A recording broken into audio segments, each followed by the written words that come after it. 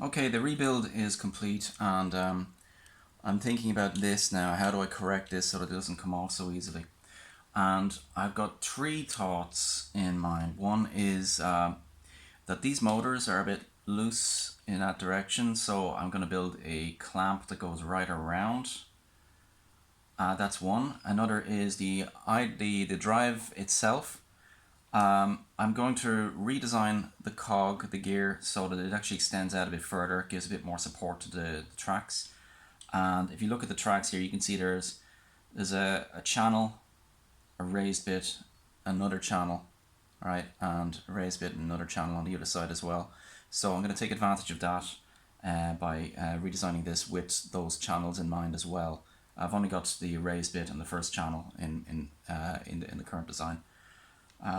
And a final point is I think I need to build a 3D printed version of this track, because on this end I should really have an idler wheel as well, just to aid to the tension here. So the idler is basically spring mounted, so it tries to push in this direction, and it will react to any change in the tension, like if you're going over a rock or if you're changing direction of the wheel really quickly.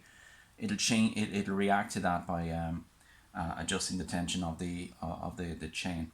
So I need to build a longer. No, I don't have a longer one of these, and I don't remember where I got it from.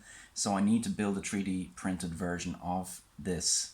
That's going to be tricky because it's very small, very detailed, and my experience with building these really small tracks is that the printer can't handle it. But let's see what happens anyway. So that's 1, 2, and 3. Oh, and 4 then. 4 things that need to be done. Let's see what we can do. Now, just want to check and see is the model correct versus the reality. So the reality is that we have a distance of 48 between these two motors. That point there and that line there. That gives us 50.01 millimeters. That should do it. Point here and that point there, we want it to be 48. And that's what it is. It's 48 millimeters. Okay. Alright, now we have it perfect. Okay. So we'll get the holes first and group them.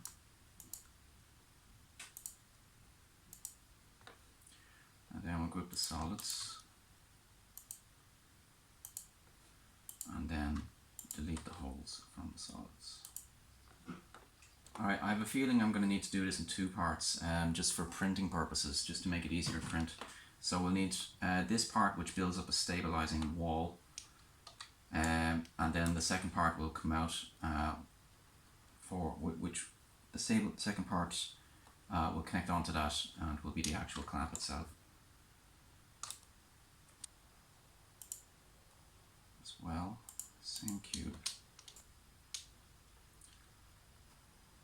Just going to pull it out to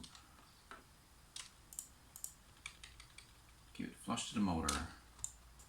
Okay, so we'll move the X position of this duplicate over here. Yep. And reduce it in size. Wrong dimension, right. The width, 8. So it's 8, right. And I'm just going to keep increasing the width until it pokes out the other end. There. Okay. And I'm going to curve the back of it for partly it's aesthetic purposes and partly its strength. You see the problem with square holes, and the reason why portholes on airplanes and boats are actually round, is that the corner of a square, if you imagine that as a pointy square corner, that's a point of stress. If you push in here, then all the braking is going to happen right in the corner. But if you have a curve, there's no exact point at which all the stress kind of gathers together. So if we change that into a curved recess instead of a straight one, well then the bottom part just there is not going to get pulled down and break the whole thing off. Well, not as easily anyway. So we'll take this thing here and bevel it. Where's beveling? There. We've got a nice curve there. I gathered these together anyway because these are all the solids.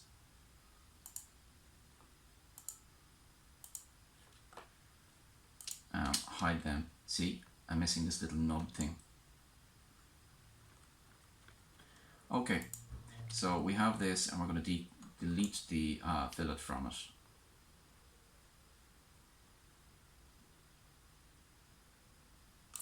But before I do that, we need screw holes here and here for the plate that's going to go along the back. That's good. Now we'll group together the fillet and the two cylinders.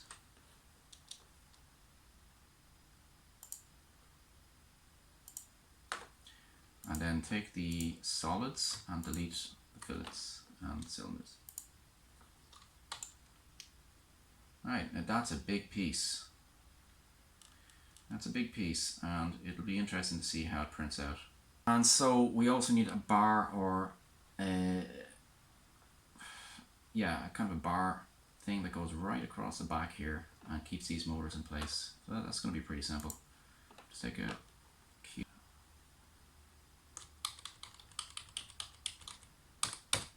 There. That's 43. That's neat. So let's get a copy of those holes there.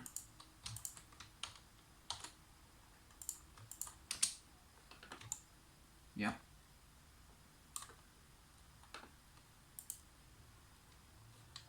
And then we can just unhide that cube. Alright, so holes are going to be that fillet, this cylinder here. And then all the solids will be these, group them, and then delete the holes from the solids. Wait, delete. That's the solids, that's the holes, delete. Okay, neat. So I've got two new pieces to print out here. I'm going to print them out now and see what it looks like. So the bracket has just been finished printing, and it's wrong in that if I try and fit this on, then you can see it's supposed to go the other way around, but you know, it should generally fit in. It should slide in on this, but you can see that the axis here and the little knob ahead on top of it, they're too high. There's too much of a distance in between them, so the model that I have, the motor model that I have, is wrong. Let's see if I can get that working. Right, there's another issue which I didn't notice. The battery box. Alright, the battery box overlaps where I want this to go. So I can't put this in place because the battery box is in the way. Right, so that was a waste. I need to redesign this so that it doesn't, the battery box doesn't get in the way. But that means it'll be very hard to change the battery that's right there. I could move the batteries forward, I suppose. No.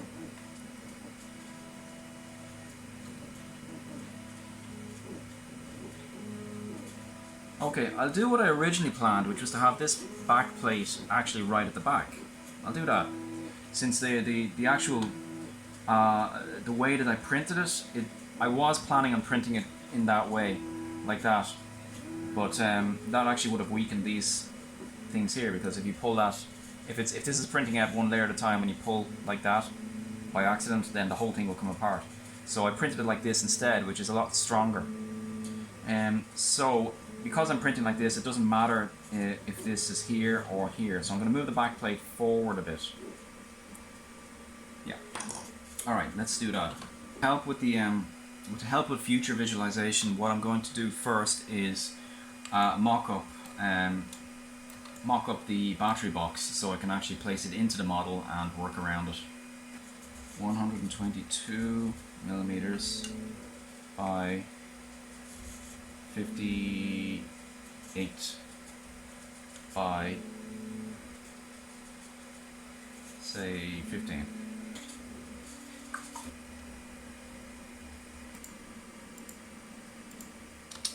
See where it cuts in there. Okay, now how do we solve this? So what we need to do is bring this back plate forward. Right, it's not as bad as it looks. So we'll bring that back plate forward. Right, bring that forward. Right. And resize the width downwards. 2 in the axis. So we're moving 2.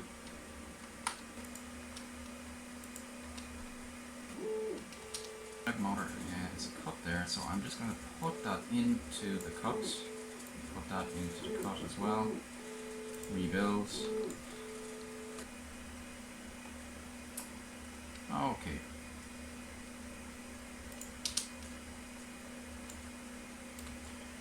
Rebuild. Nice. Okay. And now, battery box. Okay, so we're avoiding the battery box now completely. Hopefully, this will work. Let's have a look at the motors.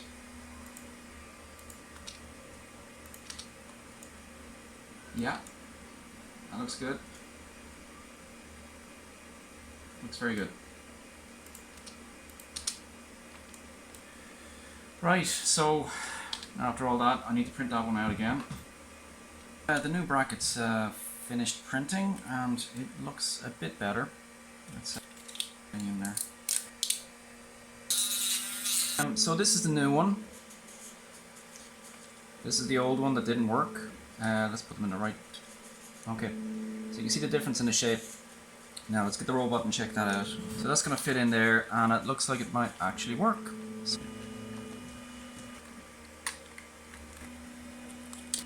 Okay.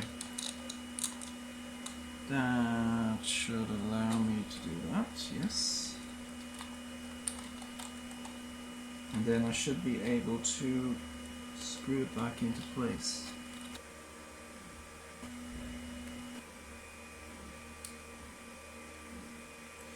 I'm going to put... I printed a few washers from plastic there a few days ago because I ran out of washers. And it turns out that they'll be very good for locking these nuts in place because of the friction.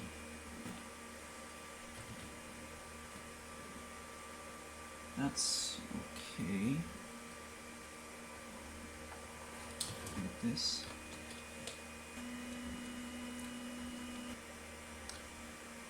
Okay, I am... that's still loose. So yeah, I would have to bring it down and underneath. Okay, I'm happy enough with that for now. I'm going to give this a shot outside and see what happens. So I have it spinning in circles here. That grinding sound is the tracks. I need to figure out why is it grinding. Maybe it's hard to see, but it's vibrating as well and bouncing. I think it's actually where the tracks are all connected to each other. You see, those tracks are made from a lot of different segments. Alright. So I think the next step here is that I need to create 3D printed versions of those tracks. Oh, it's slowing down. Ah, you can see the track is coming off there. That's interesting. So I need to come up with a way of stopping it from the track from coming off.